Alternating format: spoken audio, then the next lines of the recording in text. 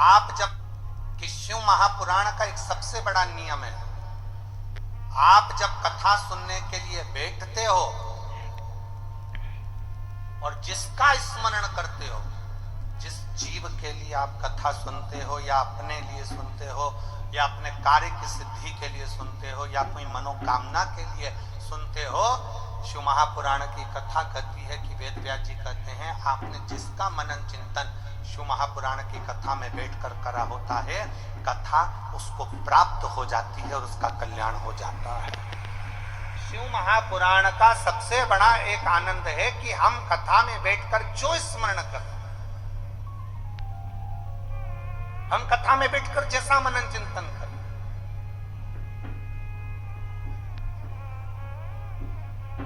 इसलिए निवेदन है कथा में बैठकर हमेशा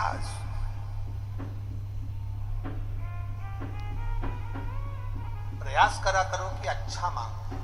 हमने पहले कथा में कहा था कि 3 मित्र थे और तीनों मित्र शंकर जी के मंदिर में गए, शंकर जी की स्तुति करी, शंकर जी प्रसन्न हो गए।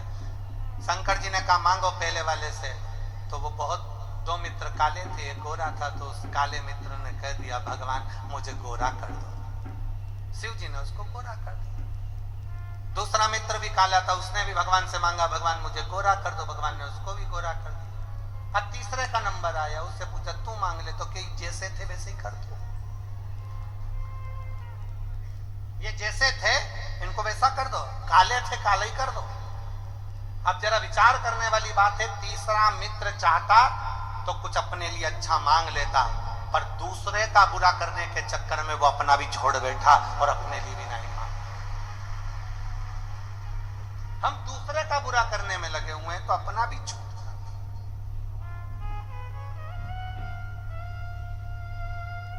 भगवान शंकर बैठे हैं श्री शैलम की भूमि पर, षडानंद कार्तिकेय जी उनके पास में आए हैं।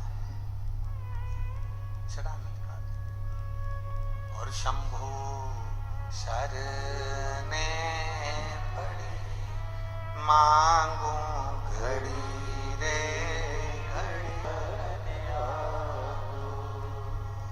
शंभु शरणे मांगू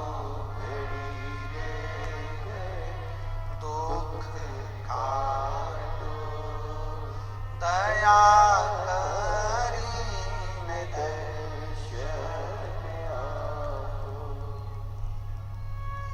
कार्तिकेय जी आए, बैठे। षडानंद कार्तिकेय जी ने भगवान शंकर जी के सम्मुख में एक प्रश्न रख दिया।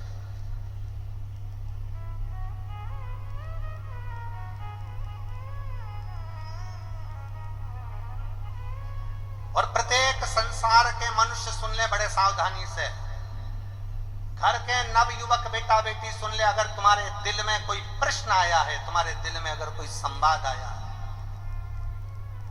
तुम्हारे हृदय में अगर कोई प्रश्न उपजा है, तो प्रयास करना कि उस प्रश्न का उत्तर अपने माँ बाप से, अपने घर के दादा दादी से, अपने घर के व्यक्ति से उसका उत्तर ढूंढने का प्रयास करना, दूसरी जगह नहीं।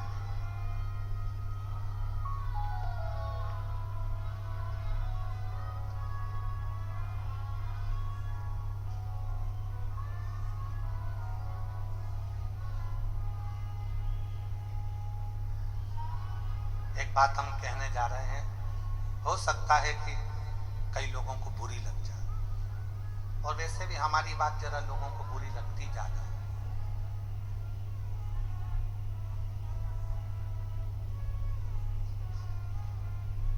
आजकल की छोरियों को कच्चे मकान और सच्चे इंसान समझ में ही नहीं आते।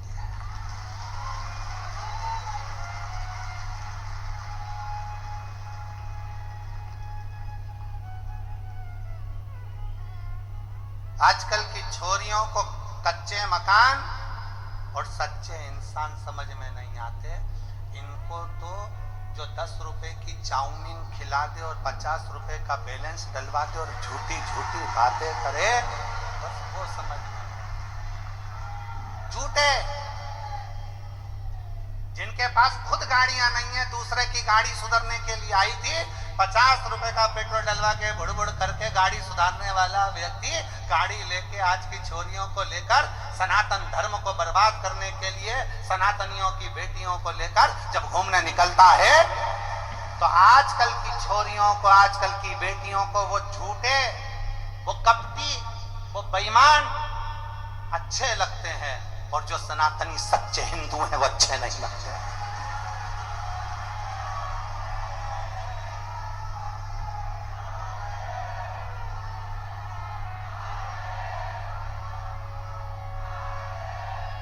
मेरा निवेदन है इस सूरत की पवित्र भूमि से, सूरत की पवित्र धरा से, एक सनातनी का मकान कच्चा है और दिल सच्चा है तो तेरी कद्र होगी। अगर एक सनातनी का मकान कच्चा है और दिल सच्चा है तो तुम्हारी कद्र होगी। और झूठे व्यक्ति के चक्कर में फंस गए बंगला देखकर तो फ्रीज में 41 टुकड़े भी मिलने के लिए तैयार रखिए। अटैची में भरे हुए टुकड़ों को भी गिनने के लिए तैयार रहिएगा। इसलिए निवेदन है, कच्चा मकान और सच्चे इंसान को थोड़ा सा परखिए, समझिए। ये सनातन धर्म कमजोर धर्म नहीं है, जिंदगी में आदर करना सिखाता है, सत्कार करना सिखाता है, इसको पहचान।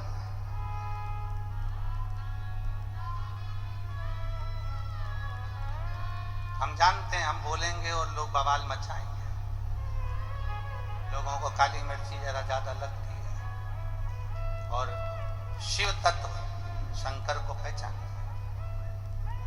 जब जब नवयुवक को मेरे षडानंद कार्तिकेय जी के हृदय में, मेरे कार्तिक बाबा के हृदय में जब कोई प्रश्न उपजा तो उन्होंने अपने पिता से कहा, कोई प्रश्न उपजे अपनी माता से कहा। आज के जमाने में अंदर कोई बात उपजती है